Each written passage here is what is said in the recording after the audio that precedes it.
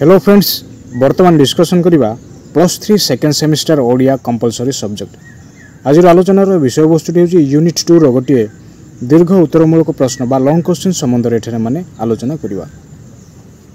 Video को आरंभ करिया पूर्व जो माने वर्तमान पर्यंत चैनल को सब्सक्राइब करनांती सब्सक्राइब करनियंतु, बेल आइकन को प्रेस कर दियंतु जा फल रे आगामी वीडियो रो नोटिफिकेशन गुडी को सर्वप्रथमे आपण मानक निकट रे पहुंची परिबो। वीडियो को स्किप न करी संपूर्ण रूपे देखिया निमंते चेष्टा करंतु। जदि स्किप करिके देखिए वर्तमान आलोचनार विषय वस्तुटी सठिक रूप से बुझीपारे ना। पूर्वर अनेक गुड़े वीडियो अपलोड हो सारी अच्छी, तो आपण मैंने चैनलटीर प्लेलिस्ट को जाई समस्त वीडियो देखिपारे। प्रश्नटी कौन अटे देखा। प्रश्नटी हूँ साक्षात्कार रे साक्षात्क क्यों प्रकार प्रश्न करती ताहा आलोचना करो। तो प्रश्नटी एठारे आम कौन देखुचे। प्रश्नटी हूँ साक्षात्कार रे साक्षात्क क्यों प्रकार प्रश्न गुड़िक करती से समस्त प्रश्न गुड़िक आलोचना करो। जोगाजोगर विभिन्न माध्यम मध्यरु साक्षात्कार अन्यतम। तो जोगाजोगर विभिन्न माध्यम गुड़िक रही अच्छी से मध्यरु साक्षात्कार कौन अटे ना अन्यतम अटे। एथिरे जणे बा एकाधिक प्रश्नकर्ता उपस्थित रही प्रतियोगी को विभिन्न प्रकार प्रश्न पचारि थांती। तो साक्षात्कार रे कौन करा जाय थाए ना एथिरे जणे किंबा एकाधिक प्रश्नकर्ता उपस्थित रही प्रतियोगी मानक विभिन्न प्रकार प्रश्न पचारि थांती। विशेषकर प्रश्नकर्ता पचारुथिबा प्रश्न गुड़िक मुख्यतः 4 भाग में विभक्त करा जाय अछि। तो विशेष रूप से जो प्रश्नकर्ता गुड़िक अच्छी से माने जो प्रश्न गुड़िक करती, तो सही प्रश्नकर्ता पचारुथिबा प्रश्न गुड़िक मुख्यतः केतोटी श्रेणी में विभक्त करा जाय अछि ना 4 गोटी श्रेणी में विभक्त करा जाय अछि। से गुड़िक कौन कौन अटे वर्तमान देखिबा।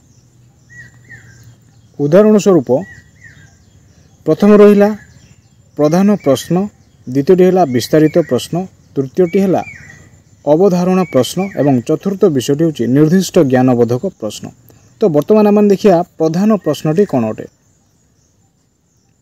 प्रथम विषयटी हूँ प्रधान प्रश्न।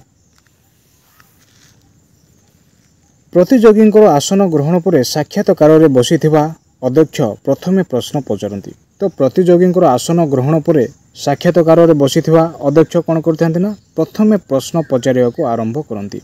तांकरी प्रश्न को प्रधान प्रश्न कहा जाए। तो अध्यक्ष प्रतियोगी को जो प्रश्न पचारती प्रथम प्रश्न ताहाको कौन कहा जाए प्रधान प्रश्न कहा जाए। विशेषकर प्रश्नकर्ता प्रश्न वस्तुनिष्ठ होई न थाए। तो विशेष रूप से प्रश्नकर्ता प्रश्नटी कौन होता है ना वस्तुनिष्ठ होई न थाए बा होई न पारे। मात्र प्रतियोगी जनक तांको प्रश्न रे किपरि प्रतिक्रिया करुछंती ताहा बुझिया पई एपरि प्रश्न पचारा जाई थाए। तो अध्यक्ष कौन करथांती ना प्रतियोगी को प्रश्न पचारि थांती। प्रश्न पचारिबार कारण कौन अटे ना प्रतियोगी तांकर प्रश्न रे किपरि प्रतिक्रिया करुछंती ताहा बुझिया निमंते एही प्रकार प्रश्न पचारा जाई थाए।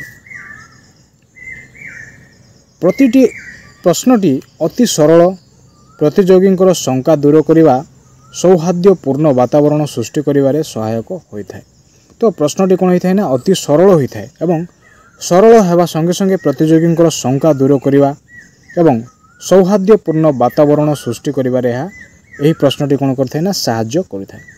उदाहरण स्वरूप आपण पूर्वर केबे ब्रह्मपुर आसीथिले ना यही प्रथम थर पर आसी अछंती। तो प्रश्नटी कौन अटे। प्रश्नटी हूँ आपण पूर्वर केबे ब्रह्मपुर आसीथिले ना यही प्रथम थर पर आसी अछंती। यह एक प्रधान प्रश्नर उदाहरण अटे। तो यह हूँ एक प्रधान प्रश्न अटे। द्वितीय विषयटी कौन अटे देखिए। द्वितीय विषयटी हूँ विस्तारित प्रश्न। विस्तारित प्रश्न कहले माने कौन बुझू। साक्षात्कार रे प्रश्नकर्ता कौनसी प्रश्नर विस्तारित बा पुंखानुपुंख उत्तर चाहि जो प्रश्न करती ताहाको विस्तारित प्रश्न कहा जाए। तो विस्तारित प्रश्न कहले आमने एठार कौन बुझू। विस्तारित प्रश्न कहले साक्षात्कार रे प्रश्नकर्ता कौनसी प्रश्न विस्तारित बा पुंखानुपुंख उत्तर चाहि जो प्रश्न करथांती ताहाको आमने कौन कहि थाओ विस्तारित प्रश्न बोली कहि थाओ। एही प्रकार प्रश्न जेकोसी विषय रू करा जाई पारथे। तो एही प्रकार विस्तारित प्रश्न जेकोसी विषय वस्तु को आधार करी मध्य प्रश्नटी करा जाई थाए। एहा द्वारा प्रतियोगी विषय उपस्थापना कौशल मूल्यांकन हो पारे। तो यही प्रकार विस्तारित प्रश्न माध्यम कौन होता है ना प्रतियोगी विषय उपस्थापना कौशल मूल्यांकन कर एठारे विस्तारित प्रश्नर एक नमूना दि जापे। तो एठारे कौन कर विस्तारित प्रश्नर गोटे नमूना प्रदान कर उदाहरण स्वरूप भारतर अर्थनीति प्रगति पथरे परिचालित कि तो यह हूँ एक विस्तारित प्रश्न। तो प्रश्नटी कौन अटे उदाहरण स्वरूप भारतर अर्थनीति प्रगति पथरे परिचालित कि। परवर्ती विषयटी कौन अटे परवर्ती विषयटी हूँ अवधारणा प्रश्न। अवधारणा प्रश्न कहले माने कौन बुझू अवधारणा प्रश्न अर्थ भल रूपे बुझा बुझाए। तो अवधारणा प्रश्नटी कहले माने कौन बुझू ना जो अध्यक्ष प्रश्न करती सही प्रश्न को भल रूप से बुझा निमंते जो प्रश्न करा जाय थाए ताहाकू अवधारणा प्रश्न कहा जाए।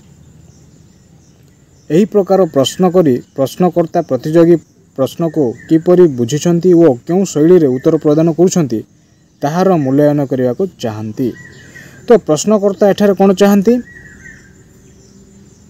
प्रश्नकर्ता एठारे चाहती प्रतियोगी को प्रश्न किपरि बुझिबे ओ क्यों शैली रे उत्तर प्रदान करुछंती से समस्त विषय जानिबा निमंते प्रश्नकर्ता कौन करती ना ताहार मूल्यांकन करने को चाहती। एपरि स्थल रे साक्षात्कारी साक्षात्कार प्रश्न को भल रूप से अवबद्ध कर सठिक उत्तर प्रदान करने उचित। तो यहीपरि स्थल रे साक्षात्कारी कौन करने आवश्यक ना साक्षात्कार प्रश्न को ठीक रूप से भल रूप से अवबद्ध कर सठिक उत्तर प्रदान करने उचित बा चेष्टा करने आवश्यक।